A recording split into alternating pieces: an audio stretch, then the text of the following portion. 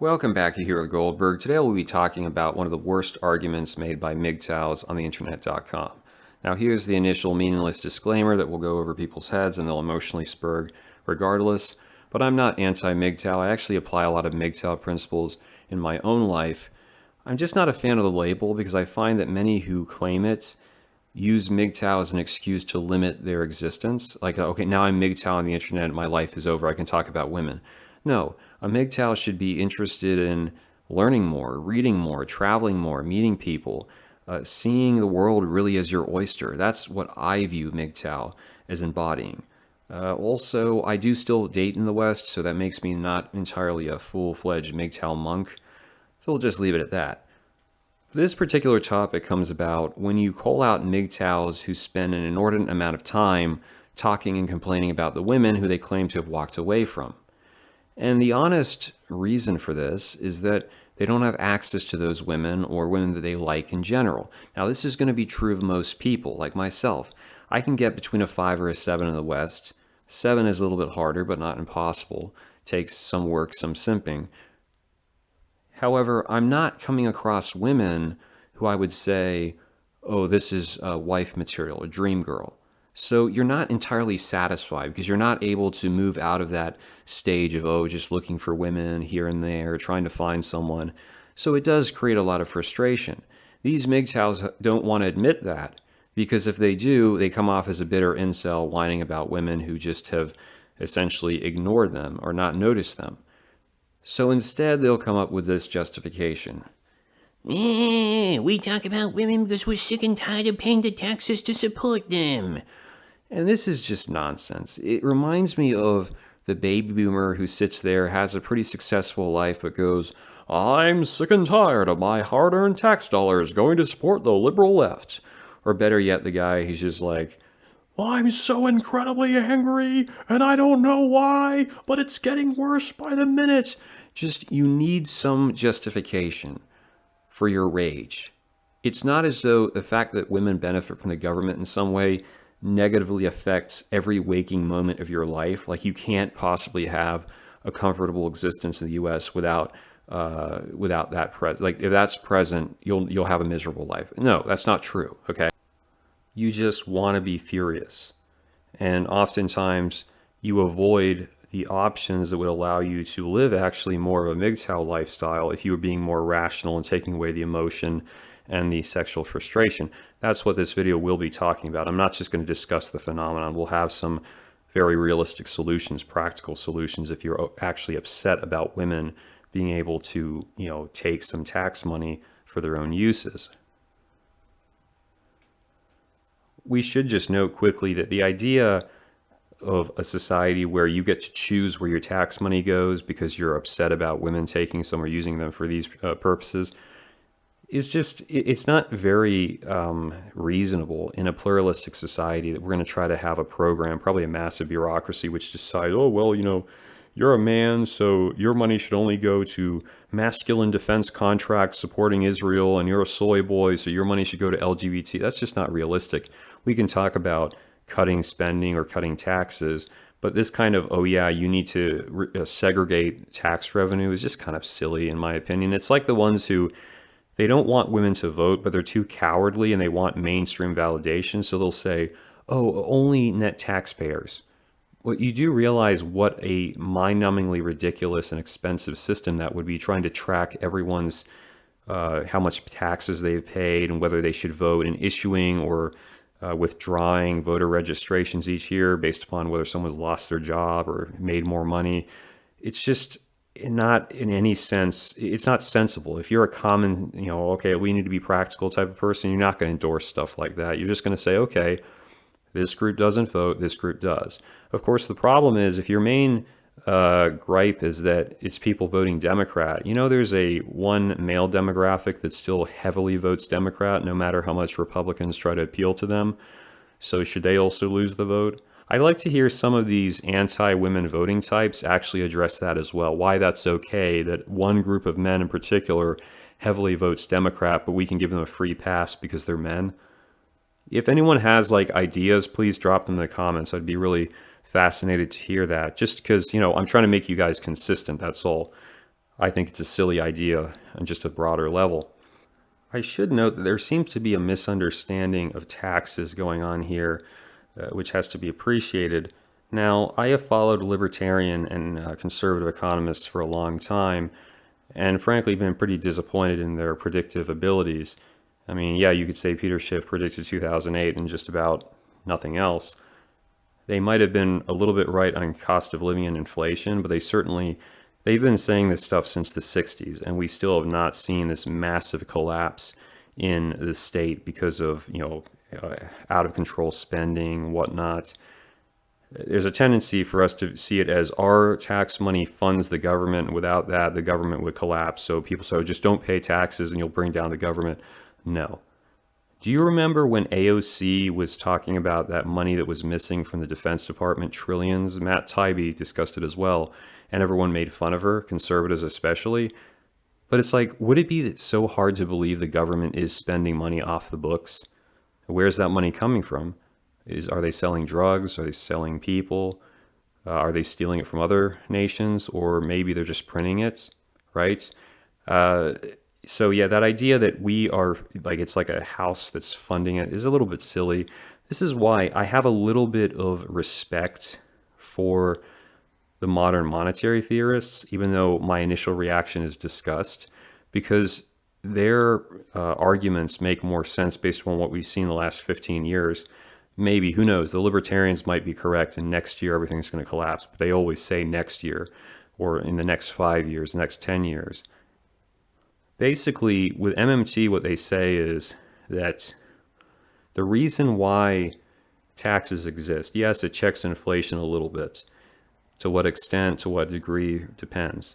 But as we saw, like when Trump cut taxes, Bush cut taxes, there were deficits, but the government didn't collapse, right? So it can't be strictly that, you need tax money to cover the spending, right? And to what level in terms of how much can you cut taxes before the inflation goes out of control, that's another factor that has to be ironed out. But taxes exist for that reason, check a little bit of inflation. They also function as a way of giving the government legitimacy, because if you don't pay, what happens? Jail or death, in the United States in particular. They will hound you around the world for taxes. And of course, it kind of gives money a little bit more value, strangely enough, because if you were getting the whole of your $100,000 a year income, just hypothetically, you might be kind of content. You'd say this is plenty of money. But if the government comes in and creates scarcity by taxing, 28,000, something like that, all of a sudden you have more reason to want to do overtime, to want to get a promotion, to start a business on the side, to invest, to where you can reach a higher level of after-tax income. And this is what many people don't realize, that it's almost like we talk about, keeping up with the Joneses, don't be like that. But taxes as a system almost make everyone want to keep up with the Joneses in their own way. That's why you have so many people on YouTube listening to Graham, Stephan, Andre Sheik, Meet Kevin, and they all think that they're different from the mainstream, but that is the mainstream, essentially trying to continuously make more money, stay ahead of the tax man, have enough after taxes that you can actually enjoy life or put money away. So there's a lot of different dynamics juiced up in this, if you will. But it leads us to the question, if you're very upset about women getting, benefiting from tax money and you don't want to have to support them, there's actually some fairly practical ways you can address this. And that's what I want to talk about in the video, because there's no reason for us to just keep rehashing and pointing out how silly people are. We have to have answers so that maybe you can be more of a genuine MGTOW instead of wasting energy on women.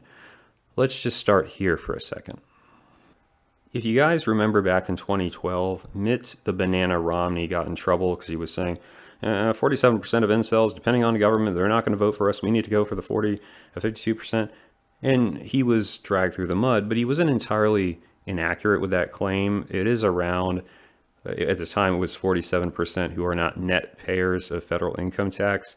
That could be because you don't make enough money. It could be because maybe you are like a soldier deployed overseas. Some of their pay is not taxed.